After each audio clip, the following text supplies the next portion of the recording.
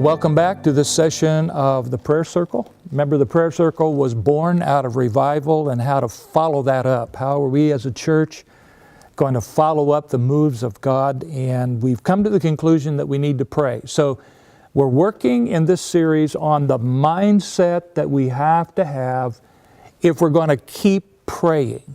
I think prayer can be exhausting. And not only that, but I think prayer can become just a dead work. You know, where we go into the circle and we go over the needs and we just talk to God and not really have any direction. So we've talked about things like we're called to pray because of the ownership of Christ of the church, of the relationship with Christ in the church. And for the last couple times, we've been talking about Christ as the headship, as the head of the church, an active head of the church. This is a big reason here for us to pray. How many of you, let's just see your hands. How many of you have been in a church where there's been conflict? Can I see your hand? Okay, almost everybody. We've been there, haven't we? And we've had the sad experience of seeing families divorce and separate and break up, splits. You know, churches and families, guys, this is true, they split because they have no way to have a platform to settle their conflicts. They don't know how to settle their conflicts. And so what we're saying here in this particular session is that Jesus Christ, obviously present and actively in charge, is our platform for conflict resolution.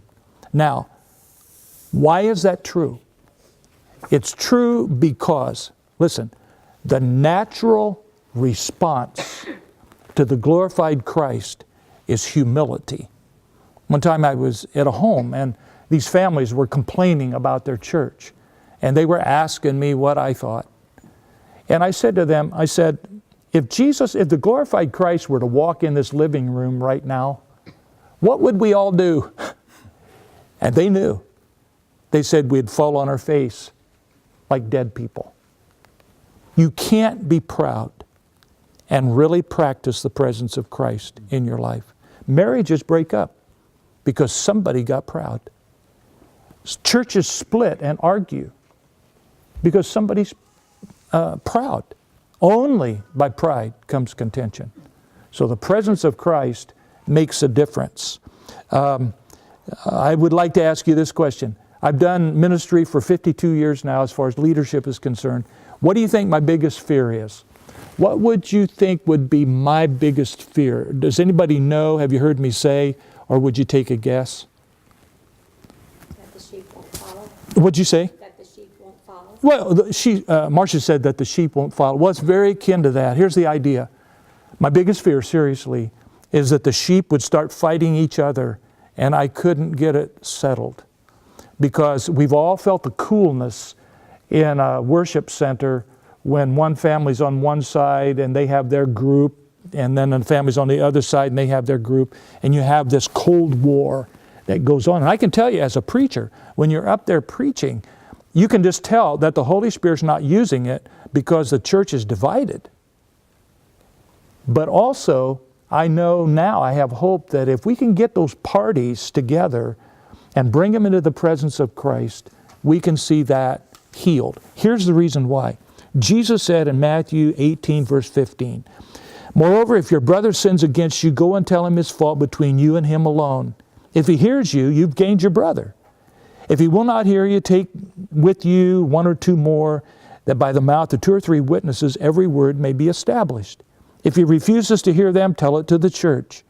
If he refuses to hear the church, let him be to you like a heathen and a tax collector." Now watch, here's our promises. "Assuredly, I say to you, whatever you bind on earth will be bound in heaven, and whatever you loose on earth will be loosed in heaven. Again, I say to you that if two of you agree on earth concerning anything that they ask, it will be done for them by my Father in heaven." That verse is often extrapolated right out of the text. That verse specifically applies to conflict resolution. And then the last verse is, "Where two or three are gathered together in my name, I am there in the midst."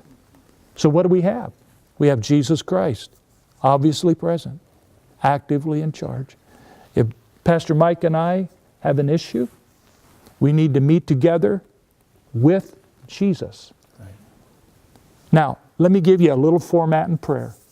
This is a cool format. It's not original with me, but it's really cool to do this. First of all, if we have a conflict, we bring the parties together and we say, will you welcome Christ's presence? I've done this and had each party do that. And then we ask them, will you allow Him to take charge? Okay?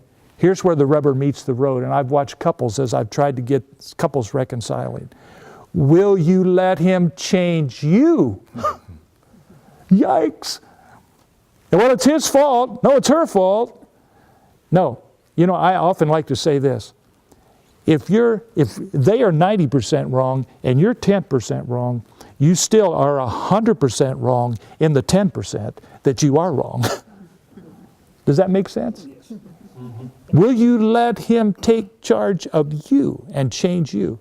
And finally, will you let Him bring you into harmony with the Father and with each other? We have a piano right here on our platform.